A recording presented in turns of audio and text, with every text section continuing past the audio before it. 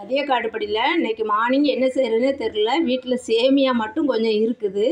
அதை வச்சு அக்கா இன்றைக்கி ஒரு ஆளுக்கு தான், மீதி டெய்லி தோசை ஒரு 3 டேஸ் தொடர்ந்து தோசை கொடுத்தே வேணாமா. இது ஒரு குழந்தைக்கு மட்டும் செய்கிறேன் அக்கா. ஒரு கப்பு போல் சேமியா வச்சுருக்கிறேன். அதை லைட்டாக வறுத்துக்கலாம். ஏற்கனவே இது வறுத்த சேமியா தான், லைட்டாக வறுத்துக்கும். இந்த மாதிரி வறுத்து எடுத்துக்கோங்க. நம்ம வறுத்த சேமியா தான், வறுத்த பிறகு கொஞ்சம் கலர் மாதிரி எப்படி இருக்குது பாருங்கள். இதை ஒரு பிளேட்டுக்கு எடுத்துருவோம். இப்போ அக்கா வடை செட்டில் 2 ஸ்பூன் போல் தான் ஆயில் விட்டுருக்குறேன். ஏன்னா சேமியா கொஞ்சமாக தான் நம்ம செய்ய போகிறோம். ஒரு அரை ஸ்பூன் கடுகு போட்டுக்கலாம். கடுகு பொடியை ஆரம்பிச்சிருச்சு. கடலைப்பருப்பு வந்து ஒரு ஸ்பூனுக்குள்ளே எடுத்து வச்சுருக்கேன். சின்ன ஸ்பூனுக்கு 1 ஸ்பூன், எவ்வளோ தேவையோ போட்டுக்கோங்க. இது கொஞ்சம் செவக்கட்டும். இப்போ கடலைப்பருப்பு செவந்துருச்சு. அக்கா என்ன காயெலாம் நறுக்கி வச்சுருக்கேன் பாருங்கள். கொஞ்சோண்டு வெங்காயம், கொஞ்சம் கேரட்டு, கொஞ்சம் பீன்ஸு, அப்புறமா கொஞ்சோண்டு பச்சை மிளகா. ரொம்ப அவசரத்தில் காமிக்கிறேன். இது வந்து கொஞ்சமாக ஒரு பாதி தக்காளி தான், கொஞ்சோண்டு கறிவேப்பிலை. பீன்ஸு கம்மியாக தான். பீன்ஸு, கேரட்டு, வெங்காயம், பச்சை மிளகா, தக்காளி, கொஞ்சம் கறிவேப்பிலை, அவ்வளோதான். இப்போ கடலைப்பருப்பு செவந்தோடனே இதெல்லாம் போட்டிருக்கோம். எல்லாத்தையும் ஒரே நேரமாக போட்டுருவோம். இது அவசர கிச்சடி, சேமியா கிச்சடி, அவசரமாக செய்கிறது. நல்லா வதக்கிக்கலாம். அவ்வளோதான். காய் கொஞ்சம் வேகட்டும். 2 ஸ்பூன் தான் ஆயில் ஊற்றினேன். எவ்வளோ ஆயில் அப்படியே ஆயிலாக மிதக்குது பாருங்கள். இப்போ உள்ள ஆயிலில் ஏதாவது கொழுப்பு கலப்படம் பண்ணுறாங்க போலப்பா. எந்த ஆயில், சன்ஃப்ளவர் ஆயில் மாற்றி மாற்றி வாங்கினாலும் இந்த மாதிரி தான் இருக்குது. 2 ஸ்பூன் தான் ஊற்றினேன், ஆயிலே தெரியுது பாருங்கள். அவ்வளோதான். இப்போ நம்ம இது வேகிறதுக்காக இந்த 1 கிளாஸ் வாட்டர் ஊற்றுறேன் அக்கா. இன்னும் நம்ம சால்ட்டு போடல, இப்போ தான் கொஞ்சம் சால்ட்டு போடணும். இப்போ நம்ம சால்ட்டு போட்டுக்கலாம். இந்த ஸ்பூனுக்கு 1/4 ஸ்பூன் போல் எடுத்துருக்கிறேன், போதும்.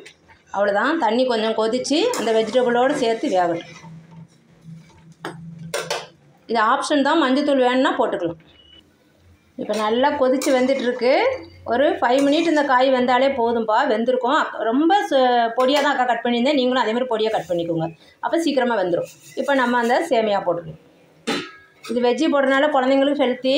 சாட்டர்டேங்கிறதுனால கொஞ்சம் ஸ்லோவாக இதை செஞ்சுக்கலாம். மற்ற நேரம் ஒரு தோசையை ஊட்டி விட்டால் தான் ஸ்கூலுக்கு டைமு ஓடுன்னு ஓடலாம். டெய்லி தொடர்ந்து தோசை இட்லி கொடுத்தோன்னே பிடிக்கல குழந்தைங்களுக்கு. சரி, ஒருத்தவங்களுக்கு மட்டும் இதை செஞ்சு கொடுப்போன்னு அக்கா செஞ்சுட்டேன். இது கொஞ்சம் இந்த சேமியா கொஞ்சம் வேகட்டும். அவ்வளோதான். சேமியா வெஜ்ஜி கிச்சடி ரெடி.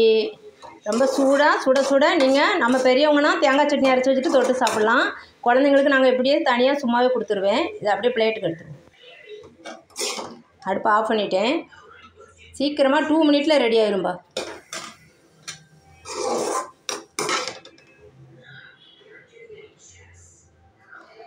இதில் பட்டாணியும் போடலாம். பச்சை பட்டாணி போட்டிங்கன்னா சீக்கிரமாக வெந்துடும்.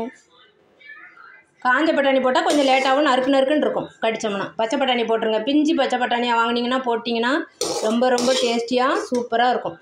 இதை சாப்பிட்டு பார்த்துட்டு இதை மாதிரி செஞ்சு கொடுத்துட்டு குழந்தைங்க எப்படி சாப்பிட்றாங்க பார்த்துட்டு அக்கா கமெண்டில் சொல்லுங்கள்.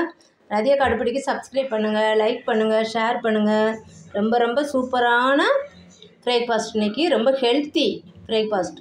இதே மாதிரி செஞ்சு கொடுங்க. நம்ம அந்த சேமியா வறுக்கும்போது கொஞ்சோண்டு இது போட்டுக்கலாம், வெண்ணெய், கொஞ்சோண்டு பட்ரு கொஞ்சமாக போட்டு வறுத்திங்கன்னா இன்னும் கொஞ்சம் நல்ல டேஸ்ட்டி கொடுக்கும். குழந்தைங்களுக்கு தான் நான் பட்ரு சேர்த்தா ஒன்றும் தப்பு இல்லை. பட்டரோ நெய்யோ போட்டு அதை ஃப்ரை பண்ணி எடுங்க. ரொம்ப டேஸ்டியாக இருக்கும். செஞ்சு பார்த்துட்டு அக்கா கமெண்டில் எப்படின்னு சொல்லுங்கள். திடீர் பிரேக்ஃபாஸ்ட்டுப்பா இது. தேங்க்யூ.